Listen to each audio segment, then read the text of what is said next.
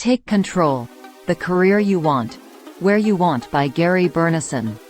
Hi everyone. Today I am going to review the book, Take Control: The Career You Want, Where You Want by Gary Burnison. Career satisfaction comes from working authentically. In the corporate world, people often think that their skills and accomplishments show who they are, but actually, your personal, sometimes vulnerable, story creates the authentic connections that people crave. For example, Gary Burnison once shared the story of growing up on food stamps with a client, who then felt comfortable enough to tell him about a similar experience as a child. The connection created empathy and a deeper bond. This type of relationship makes you someone that people want to work with. Without sharing vulnerabilities, others can't connect with you. So while hard technical skills are important in getting the job done, your ability to express an authentic sense of self is key for advancement in the workplace. Authenticity requires self-awareness and a curious mindset, in which you constantly seek to understand your passions, purpose and motivations. Even if you're in the early stages of your career and still discovering your purpose, there are probably things that ignite your passion. To gain more self-awareness, start by asking others how they see you, and identify what drives your actions. Solving problems, power, autonomy or teamwork, for instance. This process will help you uncover your deeper purpose and begin to illuminate where you might want to head on your career path. Think about who you are when you are at your best. In order to determine this, consider the events that most changed your life, and also the instances when you failed and what you learned from them. Target jobs based on your needs and gain access through your network. In order to thrive in a career, you need to have passion for it, and the work should fulfill your sense of purpose. Picking the right job involves narrowing down your opportunities based on your primary motivators. Ask yourself how the job will let you grow, and if the work culture suits your personal and professional style. Can you make a valuable impact at the company? Also consider searching for positions beyond your immediate skill set. Though doing so can make landing a job more difficult, you may thrive when given the opportunity to learn something completely new and enjoy the experience of personal growth. After identifying where you want to end up, dig into your network to see if someone you know can help you achieve your goal. Keep in mind that, while networking, all relationships should function as a two-way street. Bring something of value to the table and ask others what you can do for them. As networking often equates to furthering your reputation, having someone with credibility vouch for you makes you look desirable and reflects well on whoever hires you. Somewhere in your growing network are probably three key people: someone to mentor you, someone to sponsor you, and someone to coach you. Everyone needs help to get where they want to go. Finding a job is no different. One day your turn will come to help someone in their career, and hopefully you'll have the resources to give them a leg up. Create a resume that reflects your brand. Though your personality often lands you the job, your resume gets you into the interview. It describes your skills, accomplishments and relevant experience. Most companies now use bots to scan resume before hiring managers select interview candidates. Bots look for search engine optimized phrases from the initial job posting, like good research skills, so make sure you put the exact key phrases of the job description on your resume. Once your resume lands in human hands, employers should see a quick summation of your experience, which helps them determine if it matches the job qualifications or not. You'll need a resume that is concise yet thorough. Depending on where you are in your career, your resume should include these key components. 1. Skills summary. For mid-level professionals, include a brief summation of your skills, such as strategic planning or budget management. 1. Use those search engine optimized phrases. 2.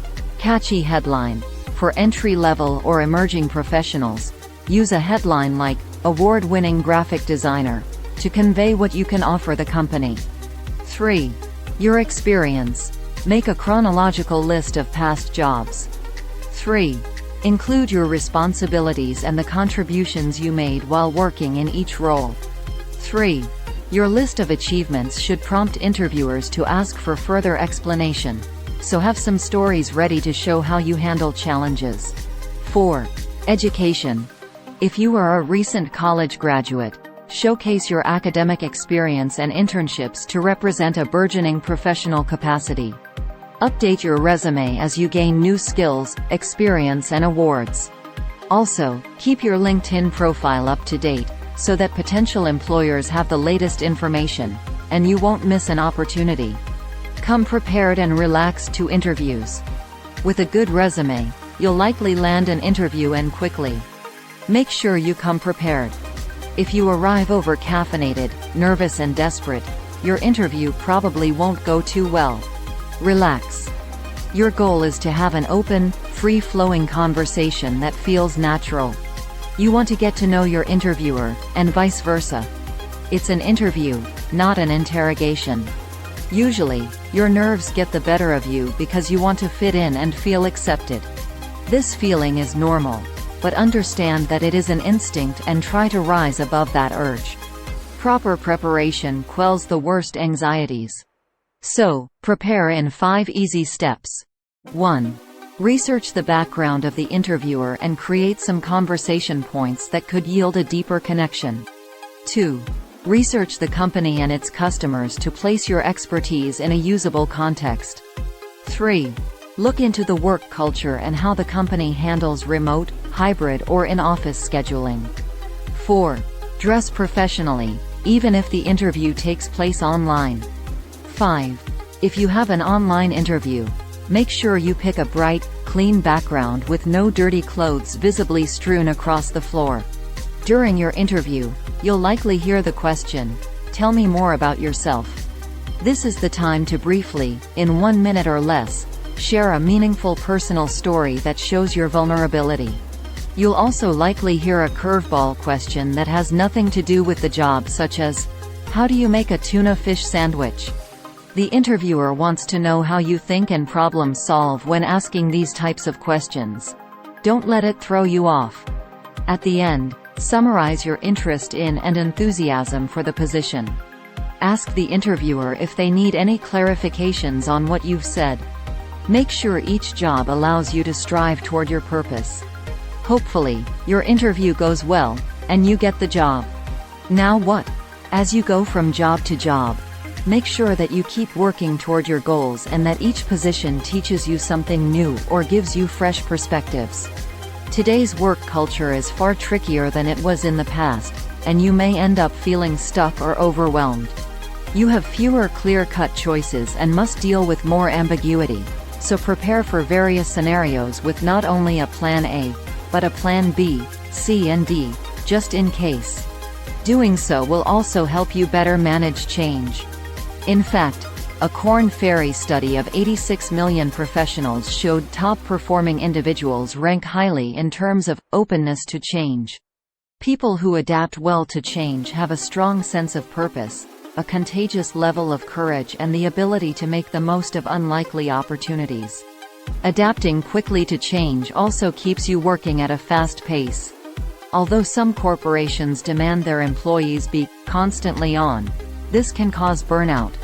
To combat burnout, but still work at a fast pace, you need time to pause. This way you can step back and get a better perspective on how to move forward. What sleep is to the mind and body, pause is to leadership and innovation. Kevin Cashman, author of The Pause Principle. Lastly, to have more control over your career, use an inclusive mindset when approaching any new opportunity or problem. The ability to embrace and navigate interactions with diverse groups of people makes you a better leader, because you can communicate clearly and inspire everyone to accomplish a goal. Work together with respect. Inclusivity and getting along with all kinds of people hugely benefits you when dealing with day-to-day office drama. Managing different personalities and perspectives can be tough. Follow these 10 rules when approaching any kind of collaboration. 1. Drop your sense of entitlement or the belief that it is your job to fix people. 2.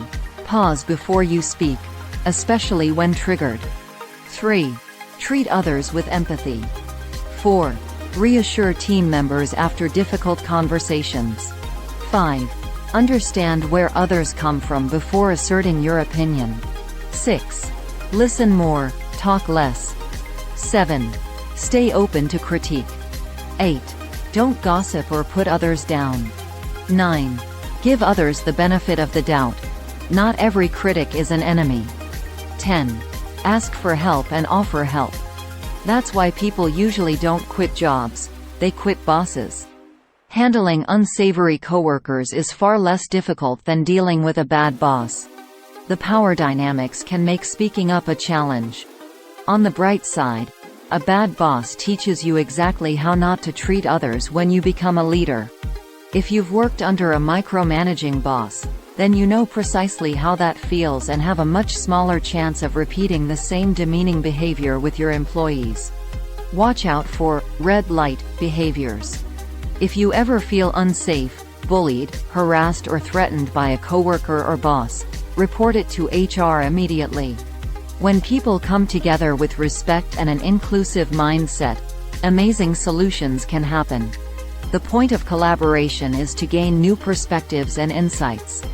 Allowing everyone to fully express themselves creates magic. Build political skills to take control. Another part of working with people and taking control over situations involves honing your political savvy. With political savvy, your ability to influence others grows, which translates to people having more confidence in what you say and do. To successfully convince or guide someone, they must trust you. So, keep to your word. To build your political skills, start by understanding the chain of command in your office.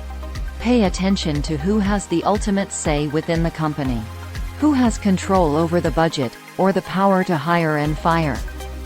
For example, your boss's assistant has a lot of power as they control the boss's schedule, an important tool. Also consider the beliefs, behaviors and attitudes your company fosters. When you have amassed political capital, you can spend it to further your goals.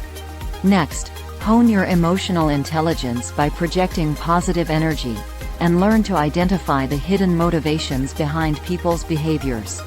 The more you understand why somebody acts a certain way, the better you can adapt your approach to get what you need. Remember, never assume you can behave rudely to someone because you don't think they have any power. For example, a pilot interviewing for an airline learned that after he treated both the crew and corporate assistants poorly, they reported him to HR. The interviewer sent him home immediately. Having political savvy will protect you from a similar fate. Communicate clearly and from the heart. Good communication skills will lead you straight to the top in any career. Most top executives, CEOs and managers gained leadership opportunities thanks to their effective communication abilities. Communication is not just transmitting information. It is also connecting emotionally with others to inspire them. Clear communication plays a big part in successful presentations. Unfortunately, people usually focus on the wrong things, such as how they look, instead of making sure the audience understands their message. To avoid this, follow these rules. 1. Address the audience, using names, to get their attention. 2. Outline your message in 30 to 40-second soundbites for easy digestibility. 3. Don't rely too heavily on visuals, or expect people to read your slides. 4. Practice until the presentation feels second nature. Use personal and emotional stories to bring relevance to your message and inspire the audience. For example, Gary Burnison told the story of watching a wildfire burn through his neighborhood and how the forest grew back, bringing a sea of butterflies to the area, a symbol of hope.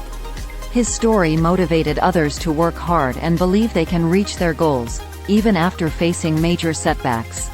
When you use stories to convey messages, you imbue them with emotion, which can move people. When you move people, you inspire them to believe they can transform their hopes into realities. Once you take control of your life and career, it puts you in a position to lead others well. Takeaways. Career satisfaction comes from working authentically. Target jobs based on your needs, and gain access through your network. Create a resume that reflects your brand. Come prepared and relaxed to interviews. Make sure each job allows you to strive toward your purpose. Work together with respect. Build political skills to take control. Communicate clearly and from the heart. Please like, share and subscribe for more videos.